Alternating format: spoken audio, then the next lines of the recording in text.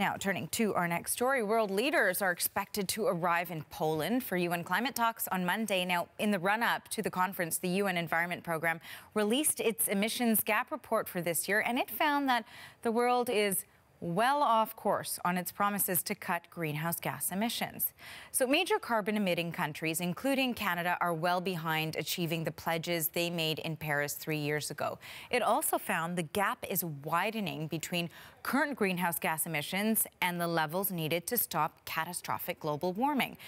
The report also urges countries to put forward more ambitious national targets for cutting greenhouse gas emissions. I see a theme here. All right, so what, if anything, can be done to mitigate climate change? We've convened our tech panel to help talk through some possible solutions. I'm joined today by Kundan Joshi. He is the CEO of the App Lab. Hello. Hello. And Nicole Verkint is a tech entrepreneur and founder and CEO of Offset Market Exchange. Hello to you too, Nicole. Hi. All right, so we'll start with you, Kundan. Let's start with what it is exactly that we think these two industries, where they can merge, or these two issues really, when we're talking about climate change and the prevention of it, and technology. Certainly. So if you look at it, I mean, current climate change, the main reason for it is greenhouse gas emissions. Greenhouse gas emissions are created by 25% through electricity inefficiencies, 25% through agricultural inefficiencies, and 14% from transportation. And technology plays a really pivotal role, especially technologies like Internet of Things and artificial intelligence, to make sure we're capturing as much data as possible about from the sources of these emissions and optimizing them through predictive analytics and so on. So those are just some of the ways, whether it's from creating smart meters to optimizing traffic, obviously driverless or electric cars. So there are a lot of different applications where AI is playing a role right now to improve these efficiencies and providing us the right data to take action. Now, Nicole, Kundan sort of broke it down really, sector by sector in terms of the percentage of where we could see the most change. What do you think really is the one area within technology that needs to really be focused on to help in this arena of preventing climate change? There's a lot of areas. We've talked about wind and solar a lot, but I think the real technology, I talked about a lot in Europe when I was there last year, is nuclear energy. I think we haven't talked about that enough in Canada. There's a bit of a social stigma around the topic, but just looking at the numbers, it can really move the needle quite significantly. So I think we should be talking about that more, maybe not with companies that are building apps or companies like my own. My company, the OMX.com, was actually modeled off something called the CCX.com, which was an exchange for trading carbon emitting, for companies who want to emit more carbon, they could buy carbon sinks, for instance. So my big focus, my technology that I think could actually have an impact is just on the tracking element. So tracking where carbon could be in a supply chain, for instance. And then when you have that data, you could democratize it because it feels like such a huge problem for all of us. Like climate change is massive, billions and billions of dollars. And how do we, each individual person, have an impact? But I think with tracking technology and kind of democratizing it, each person trying to have their own impact, you could make something more palatable for the average person to do. Right. It's sort of like an accountability feature so that people actually get a scope of what it is that they're contributing in that manner. So, Kundan, when we are talking sort of about specifics and when we're talking about artificial intelligence, as you were bringing up, and the human responsibility too, are we putting more weight on one over the other in terms of who can really help? Because to a degree, there is an understanding that humans need to have in order to act. Some of that comes from compassion. Is that something that AI can really play a role in? So do you think that we need to focus where we're putting more weight on in that space?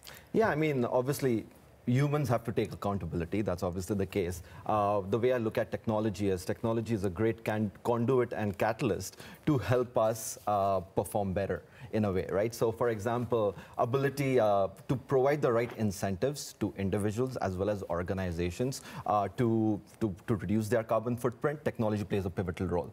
We've built various incentivization apps and apps that can really allow people to track and then then get the recommendations of how we can use our energy a lot efficiently. Those ways just make it simpler for humans to act in a nice way by just making it convenient, as opposed to having that huge burden of, okay, what do I do towards this big, massive problem in essence, right? So, and AI in a way I look at AI as a way to humanize technology, as interesting as that sounds, and really by personalizing it to an individual level, we can really achieve that in essence.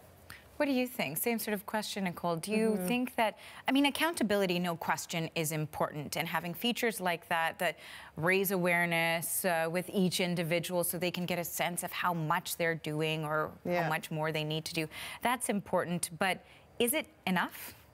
No, I don't think it is enough. I think the sweet spot will be when technology has its own ROI on its own. So I'm going to use this app because it's also going to reduce my energy waste. And with electricity costs where they're at today, especially in Ontario, then I have an ROI on its own. I think we also need an entire societal shift. It needs to feel uncool to emit carbon, kind of the way that shift has happened with smoking.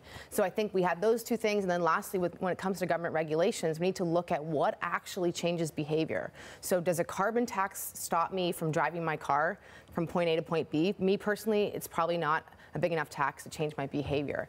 Are there other things out there like that free market exchange, which really starts to ignite capitalism, that will actually change behavior? I think it's so complicated, but I'm glad that one thing we keep coming back to is how do we get it for the individual to really think about that? For sure. And an interesting point that I'd like to add is the policy that came up yesterday in the Ontario government. $50 million have been dedicated to businesses who can come up with innovative ideas towards this. Now, here's an opportunity for us Ontarians as entrepreneurs and innovators to really come up with really great technology solutions towards solving some of these problems. So the onus brings it back to entrepreneurs, to individuals and organizations in essence. And I know we're quickly running out of time here. I just want one quick thought from both of you on when you're talking about the social pressures as well, because with technology, there's also social media in technology. So when you're talking about the fact that you need people to start thinking like, you know, sort of these averse thoughts to doing, emitting more climate or more greenhouse gas emissions, rather. So what role does social media play perhaps in aiding that along? Nicole, to you, and then to you, Kundan, and we'll just get very quick comments. It could add an element of transparency. You could have something almost like a blockchain, not to add even more buzzwords into this technical, where you're actually having a mechanism where it's democratized and it's tracking at an individual level about what you are emitting, and you can have some financial incentive. So you're either saving money or you're getting some kind of dividends out of it, or to my point about the exchange, if I'm going to plant a tree, maybe I can make money off that.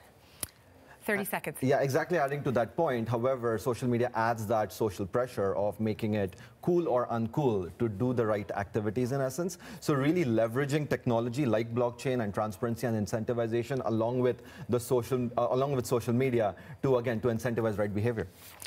Perfect. Well, thank you to you both. That was such a great discussion. Again, those were our guests, Nicole and Kundan, and that is all the time we have. Kundan Joshi is the CEO of the App Lab. Nicole Verkint is a tech entrepreneur and founder and CEO of Offset Market Exchange. You're watching CBC News Network.